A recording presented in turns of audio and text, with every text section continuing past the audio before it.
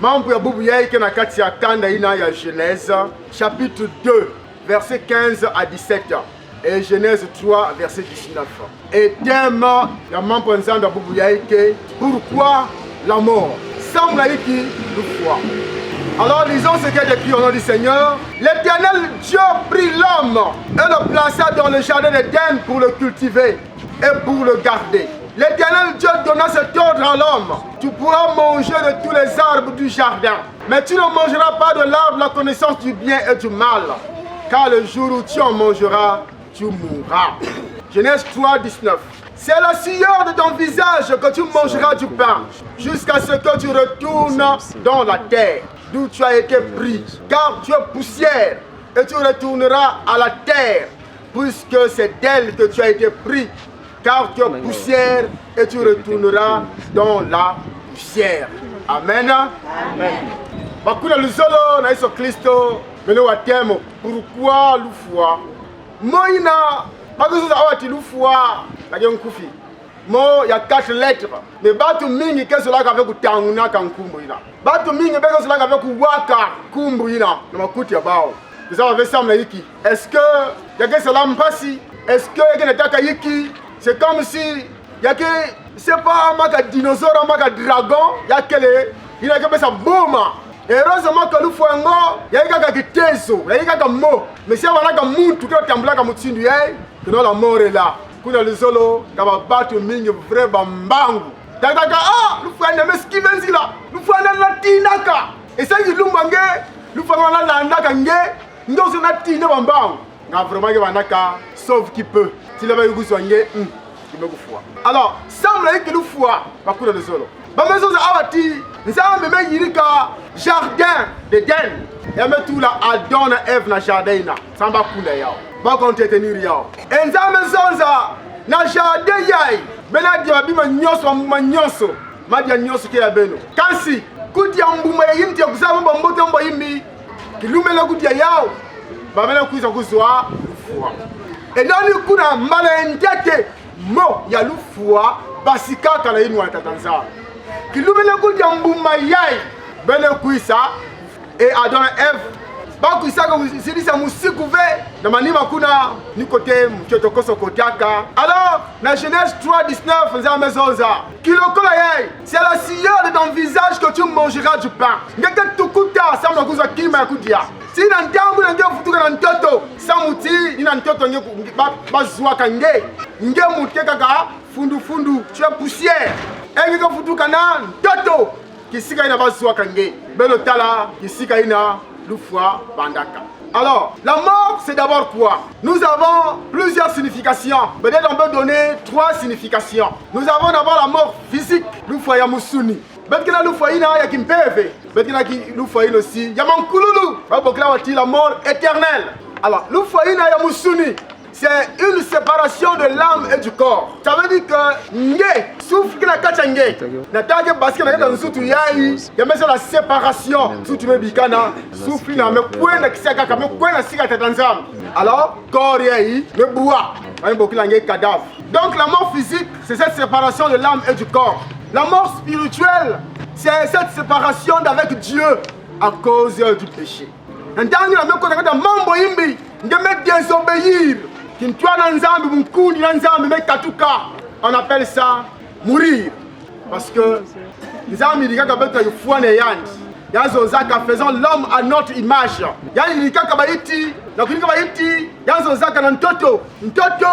Menissa toutes sortes de verdures. Toute espèce de poisson. Donc, ni na ntoto ba irikaka ba intime basika. Na maza ba irikaka ba biba nyose na isi ya maza kuna. Mais na mutu za mezonza faisons l'homme à notre image. Alléluia. Amen. Vous allez comprendre. Sam na yiki séparation avec nzambi ba go buklaka ya lufwa. Comme ni ntoto nzambi pesaka yiswa lutumu. Ke ntoto menisa ba inti. Ni meke talakati na ntango meke timula inti. Udi titi ora ntoto ale kuma onde ora ntoto inti na gesala hiki yake kauka matisi na gesala hiki yake kauka yamazina maza butisa bibulu na bambisa mutina mutindi maza peme butisa bambisi nikuna meketela katika na baka mbisi bendo soutien na en dehors ya maza mbisi na moyen respirer diaka ikeleve yani ke kufua parce que mekuma or ya maza ça dit que côté na ba irikla yandi source yandi meketela en dehors ya source yandi mbisi na ke kufua. Maintenant mutu avec sa parole que faisons l'homme à notre image. Donc mutu mekuyilama elle me quitte là-dessus. Kana, mutu, Kevin Oxamla, me kapta kinzambi. Y'a aussi y'a me foi spirituellement parce que ni na kata nzambi y'a zwaka source ya yandi. Y'a zwaka naissance ya yandi. Donc c'est ça qu'on appelle une mort spirituelle. Alors la mort éternelle, ni kisika ina bantu ke kwenda wabata imbi, ke kwenda kutela mpasi éternellement. Ça ikelevé. Luzinga mbote keleve la gifwani dans la parabole du riche et du pauvre Lazare. Donc le lieu de tourment, c'est ça qu'on appelle la mort éternelle. Alléluia. Amen. Beaucoup de solo, maintenant ça va déjà moins d'ambre. Ça m'a dit qu'il fois, il y a attaque à la fois. Mais mambu kamingi, par cause kamingi, yankaka non seulement que nous mettons le mambo imbi. Je me suis détaché qui ne doit pas dans Zambi. Non seulement il y a beaucoup de mais aussi il y a une team imbi, il y a un pangi, c'est vrai, mais dans nous faut qu'il y ait un Zambi. Maintenant nous faut qu'il un pangi provoqué par notre méchanceté, provoqué par notre haine. Musoki, team imbi, jalousie, tellement melouti là. Et nous mettons la team pangi yai. Samli yani continue de vivre. Samli yani kuzuri la mutindu yai. Faut que pese yangu suki sandi luzingu. Nous avons l'exemple de Caïn et Abel. Nantangu nzame agréé di kabu ina Abel. Caïn c'est là qu'il y a une passe l'intima. Et yani lenda avec supporter élévation ya Abel. Alors Caïn me se jeter me kubona mpangi en Abel me kufoyage. Nyonso ina ba kuklaga ya ou. Na musaki. Tima imbi. Donc si elle qui a l'outil là, tu m'as dit que tu as colère qui a l'outil là. Alors qu'il est écrit, tu ne tueras point. Et Jésus-Christ aussi ajoute que il y a quelqu'un contre Mpangayant. Il y a aussi Mouti n'a pas pu foi Mpangayant. Ça veut dire que Mpangina vivant exister. Quand la colère, quelle est le ça? Alléluia. Amen. D'accord, on a fait moti na beto bana nzambi na kuvandaka na haine na ntima yimi mutini na au risque beto kufa bampani. Yakena ina samna convoitise. Nina pesa be lufa na mpangi. Par exemple David, yame convoiter Kento yangana et Kento ngome kusakuza kivumu na David. David ya mutini mko kusala. Ba mutini mko kusala Kento yangana mezo kivumu. Fallait vous créer. Quand tu as la kati, quand tu as une maison qui fume, il y a le mena ta lufana. Na bakala quand tu as une na nkumbu ya uri. Et nous aussi na samla iki, samla convoitise. Lufa ya kaka kuizata parce que baba kina nzata qui fume tellement trop. Vont pas place un tel. Fallait pas ni munu. Donc fallait pas ni ngeni yanke kuna. Ngei fonge sur la coup d'état ou bien fonge sur mutina kusala sa muti bangina kota la lufwa. Nyonso ina nige salagati bantu kona kufa mingi. Donc lufa nyonso kebeti nzamu mezati yandi ifan fois non ya kaka ke ntima yimbi ya babantu mutinu Daniel babesa ni complot parce qu'on est brillé tellement trop na sagesse na confiance lo besala la sikayani na roi yend na ntangu ina bamba metela ke yandi ya ifalen kufa babesa la complot ti basa kwa lo sandi bulu ina ya bankosi. Dieu merci, nous avons que Gila Kayan. Sinon, quand la moutine avec Daniel peut se la cousoir, semble que Tima Imbi ya babantu. Kuna luzalo lufu ya kaka. Oui, c'est vrai. Nous avons bien quelqu'un qui a dans Zambi. Mais Zambi ici en tant que Dieu d'amour. Il y en a besoin de nous faire kaka moutine dina. Mais parce que ngem mutu mese la mambe na meku fana kana ve. Ngem mutu meku vuna. Ngem mutu metela na infidèle à siki anta Tanzambi. Tu as touché à l'interdit et le fameux Kouminangé. Nous avons le cas par exemple d'Ananias et Saphira dans la Bible. Dans Actes des Apôtres. Mambo simple kaka, pour les autres. Mambo qui pesa mbongo. Ya bilanga ba tekisaka na compte nzambi. Que mbongo de tesila bilanga yao yeye. Because bu manda mbongo mais ça veut vérité. Pierre maison ça semble que me kufuna na mpère ya longo. Kati lokola ina Ananias et Saphira, Ananias Fwaka. Mais par la suite Saphira aussi beaucoup de choses même mambo. Ya me bumba mbongo kaka ou bien nous vuna na mpeve longo ya aussi ya nous. Mais quand Ananias et Saphira il y a dans l'Ancien Testament, mais dans le Nouveau Testament, dans la Nouvelle Alliance. Dans le temps où on peut long me cuisa, dans le temps où on grâce à Jésus-Christ. Dans notre époque, le même Dieu de Saphira, le même Dieu d'Israël, le même Dieu, il a besoin de ça. Alléluia. Amen. Attention. Notre conduite, notre mauvaise conduite peut entraîner aussi à la mort. David, quand il y a cela qui a erreur aussi. Nous avons recensé le peuple d'Israël. Nous avons motivé. Et dès qu'il y a un recensement, il y a un petit moment où il y a un ngolo. Il y a un ah, mais c'est le monde Yimbi. Et nous avons fait ça pour faire Gad. Nous avons fait David. Sans la aussi. Parce que la maman dit que c'est la ina. Nous avons frappé. Sans nous frapper, nous satou. Sans nous frapper, nous avons ennemis qui ont mis Beno. Ou bien soit peste qui même moi cause la Beno. David me sur la peste à 3 jours. Et ange, nous avons fait ça ange. Nous avons frappé le peuple d'Israël. Donc, il nous frappé. Parce il mourut 70 000 hommes. 70 000 personnes. Donc, 1000, mais 70 000. Donc, 1070. Il y a un bande Fouaka, Samaïki, Samouna, Mamina David, Messala. Il y a même recensé le peuple d'Israël. Alors que il faut avoir faute, il faut même pas. Mais vous me mettez ça là, qui sale, mettez ça là, membrane. Et nous faisons contre la Katia, du camp d'Israël. Mouti nous m'a ségué dans ma camp d'Ina. C'est le membre, il a monté, mais c'est le mantois, le gouvernement qui a une camp de Mouti. Et du camp d'Ignos, mais contre la malédiction, la lien. Lien, il a enfoui tout nous. Année, monte un tel fois. Année, il est oncle, une fois. Année, il est tantine. Année, il est canine, neveu. Année, donc chaque année, il faudrait qu'il ait des tombées. Il y a une famille à Mouti, là. Malgré chaque décembre, malgré chaque janvier. Chaque mois, chaque semaine, chaque trimestre, ainsi de suite, on ne sait jamais. Nani c'est là que Mamba Yimbi, il a cela quand il lance la mort qui frappait du camp d'Ina. Nous fois que n'a pas cause mingi. Mais là quand on bat dans la foi mais nous savons que tu nous avons les armes. Il y a un cas à cause de notre méchanceté. Alléluia. Amen. Donc nous avons la possibilité d'éviter certaines choses. Si vous réglez tout le comportement, s'éloigner. Et aussi, la Bible nous dit dans Proverbe 18, verset 21, que la mort et la vie sont au pouvoir de la langue. C'est-à-dire que nous zing, que le foie, il y a kena, le tumu, il y a le timi yabeto. Il y a un passé dans une wenge. Il y a le lana soit le zingu, soit le foie. Qu'est-ce que tu prononces? Il y a des gens qui sont dans le banange. Il y a des gens qui sont dans le canange. Na kata colère. Nous avons membre imbi, membre le foie, deux membres le zingu. Il y a le produit aussi va se faire. Il y a yao. Nous avons quand même mosi. Tellement le finga moana. Kakao, tinga makwaku, fula manakwaku, foie kwaku. Ah, parce qu'il y a quelqu'un qui est dans la colère. Il y a des gens qui font un peu. Finalité. Si muntu ina vana ve vraiment nakata boué sa tête dans Zambie mage vanda un jour ba mumane so gobasika e ba mfondulu me kota nakata muntu ina to na descendant ya yandi nyostu. Voilà pourquoi il faut faire très attention. Mais en dehors, il y a même des personnes dans noir, nous faut faire la quiz à travers la calamité, la situation naturelle.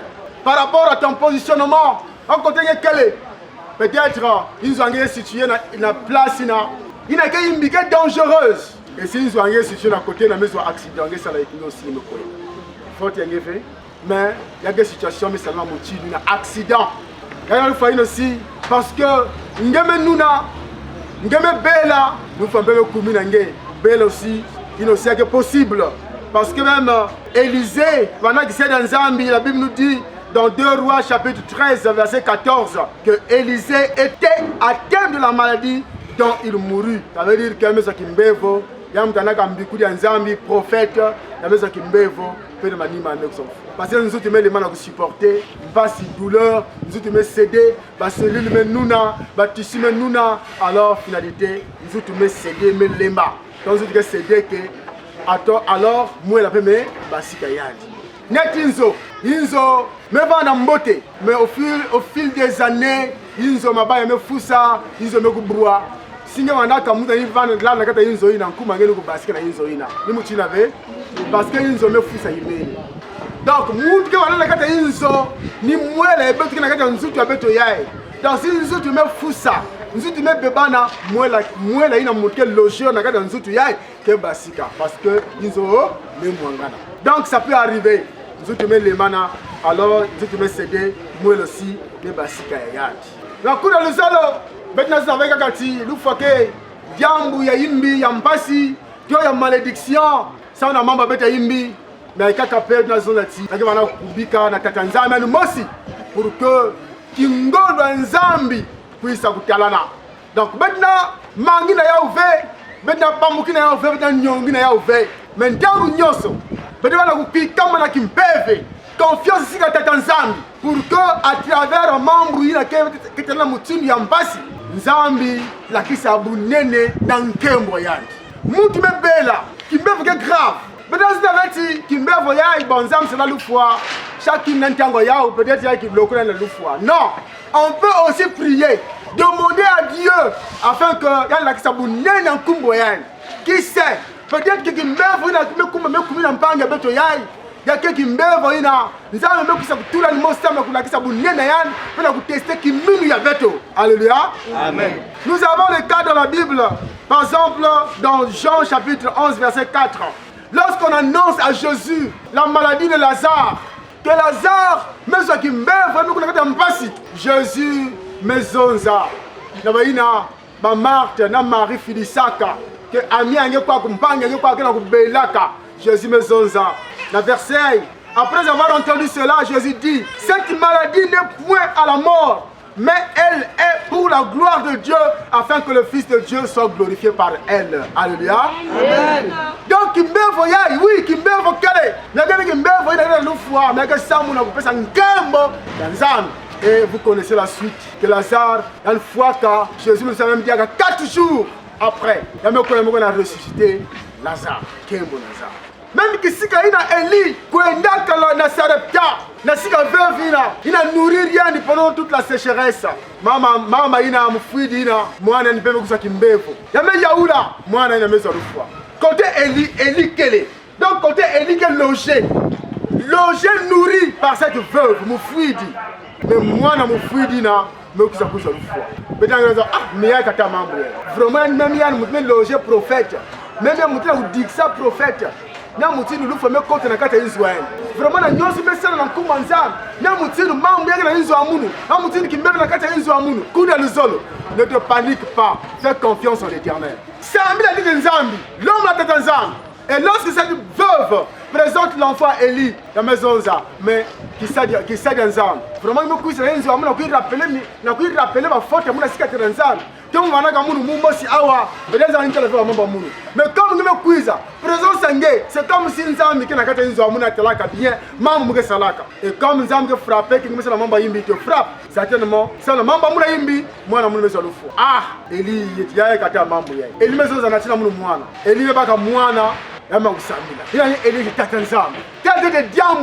est-ce que tu crois vraiment normal? Quelqu'un comme ça, la maman n'a mutume yamba munu kisika na ngemo sipe filisaka munu.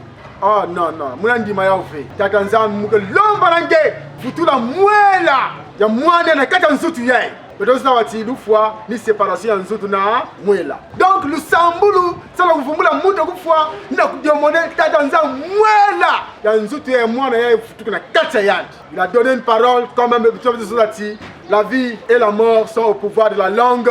Et Eli aussi me zonza me prononcer parole samu mwela futuna kata nzutu ya mwana ina et par la suite mwana vumbukaka et yale pesa mwana sika mama yandi. Alléluia. Amen. Kunda luzolo yake alufa ina bamfudulina kesa mna nkembo ya tata nzambi.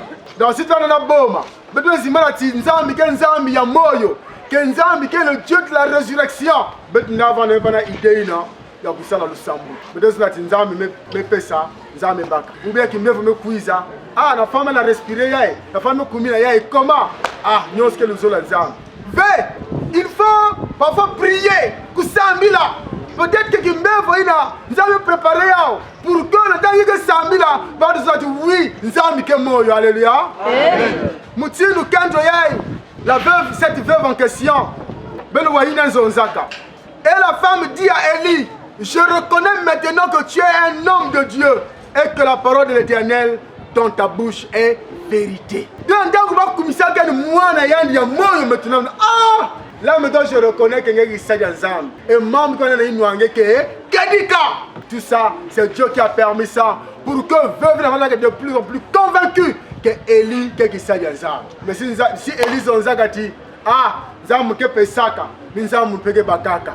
Veuve, est-ce que cela va la convaincu sans na qui prophétie ou bien na qui prophète Élie ou bien cela qui met cette transaction c'est qui met ça maman liaye. Kunda le solo, il faut prier. Priez avec autorité. Mais l'autel avec Boma. Ayez confiance en votre Dieu. Et la maison, c'est la bête à Walambanukulu, dans le mot de circonstances que nous sommes captés en cicatrice dans Zambie. Nous sommes la bombe une fois. Au contraire, quand nous sommes dans la Katangé, Saint-Esprit dans le lema. Et nous avons des passages à Walambanukulu. Et que ça va y qui? À cause de Paul, que nous avons dans le centre de Bika, nous sommes ça m'a kwenda vunda ya mundu, mukwana pema ya mundu asika tata. C'est Paul qui témoigne comme ça. Parce que tu tango aussi ba taxa trop, ba tracasserie trop. Natanga fumuka sema c'est gratter tu kiluba boya muke salamu ti. Ba na gauche, ba ka tonga ngena droite, ba ka finga ngena na matwala, ba ka seka ngeba. Donc ba mambu tellement mingi si bien que parfois il ressort que notre zimba qui fait la sens. Parce qu'il n'y a pas très longtemps, ma semaine passée, nous avons une soeur, frère là-bas, Mosa Dikanda. Maman Moulousla tellement trop, il y a un vraiment bon bic à l'usine. Il y a la traîne à Kouizaka. Et il y a un croisé très pour que tu aies terre. Maman la Benda, il y a un bic à en tout cas, l'usine est fatiguée. Quand l'esprit considère que Moussindu, en tout cas, il y a les manakou, Koussimba, dès que tu es proche, il y a Nouana pour que on va la très médiateur. Donc, ma coulou connaît tout quoi. Semaine passée. Alors, la pauvre femme, la veuve, il y a aussi choc l'outlatre tellement ngolo. Il y a dit mais mouna moutingue c'est la bakala me kwenda, me big ma bana charge. Quand de ces finalités, il y a me go les lames. Donc, ba na famille ba bagala deux filles. Donc frère me foi, quand de frère me foi, les lames. Face à l'usine, elle va que les malades pour supporter ma passe. Parce que ça, tu me dis, on a appelé Mamounou. Parce que l'on t'a dit, maman, que tellement mini. Il y a une mi, passe. Mais, la dame, c'est ma goût, Fanzoutou. Mais au final, le sol est à 14 ans. Mais à cause de vous, ça m'a beno. Fallait m'aider de moi, fier, tu dis à car, pour que vous te demandez à l'accès beno, membre et un zama bambote. Pour que beno aussi, beno va la Kubama et beno quoi la ville qui s'y caille n'imbi. Le beno quoi qui s'y caille à 14 ans, donc vous avez le foudre. Alléluia. Amen. Donc, beno on a une ati, beno kuwaka.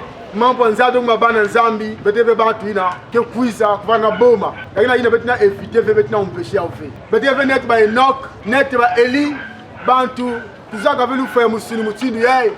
Mais ba ou ba vanaga enlevé. Zambi botola ka ba ko inaka. Ba de la ve corps ba nzame musi, enlevé que ba.